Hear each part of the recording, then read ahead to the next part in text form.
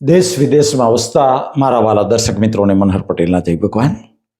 મિત્રો, દિવસે દિવસે ઠંડી વધી રહી છે, શિયાળાની મોસમ જામી છે અને એની સાથે સાથે મિત્રો ભાજીઓ ખાવાની અને કંદમૂળ ખાવાની સિઝન પણ બરાબર ફૂલી ફાલી છે. આજે કંદમૂળની વાત કરવી છે જે શિયાળામાં ખાસ મળે છે મિત્રો, અને કંદમૂળનું નામ છે બીટ. મિત્રો, બીટ એક એવું કંદમૂળ છે કે બીટની અંદર કુદરતે ઠાંસીને લોહ તત્વ એટલે કે આયરન ભર્યું છે, જેનાથી હિમોગ્લોબિન વધે છે. અને મિત્રો, હિમોગ્લોબિન આપણને ખબર છે કે આપણા શરીરના દરેક કોષને ઓક્સિજન પહોંચાડવાનું કામ એ હિમોગ્લોબિન કરે છે.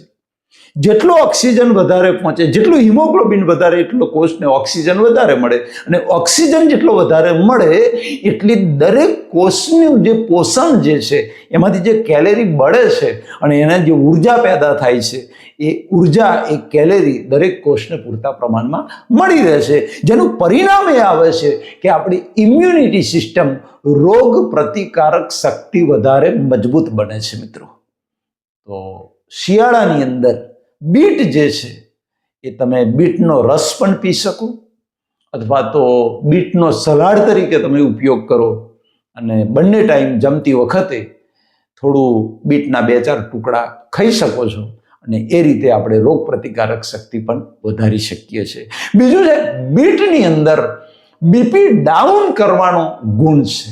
જેને હાઈ બીપી રહેતું હોય એવા લોકોએ ખાસ બીટ 2 ટાઈમ ખાવું જોઈએ, અથવા તો જ્યાં સુધી બીટ મળે છે બજારમાં ત્યાં સુધી રોજ સવારે 100 ગ્રામ જેટલો એનો રસ કાઢી અને એ રસ પીવો જોઈએ મિત્રો, જેનાથી આપણું બીપી જે છે એ બીપી, જે હાઈ બીપી રહેતું હોય એ ધીમે ધીમે નોર્મલ થાય છે. પણ ખાસ યાદ રાખજો કે બીટનો રસ ચાલુ કર્યા પછી ભૂલે ચૂકે બીપીની ગોળી છોડી ના દેતા, બીપીની ગોળી ચાલુ રાખજો.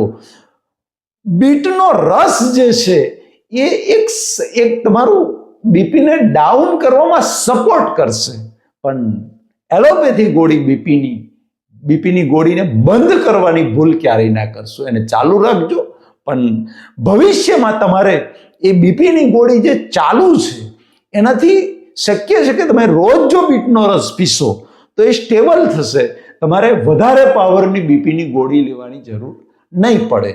એટલે બીપીને સ્ટેબલ કરવામાં, એને ડાઉન કરવામાં પણ બીટનો રસ અથવા તો બીટનું કચુંબર બહુ ઉપયોગી છે. બીજું એક એન્ટીઓક્સિડન્ટ છે. એન્ટીઓક્સિડન્ટ એટલે આપણે બોડીને ડિટોક્સ કરે છે.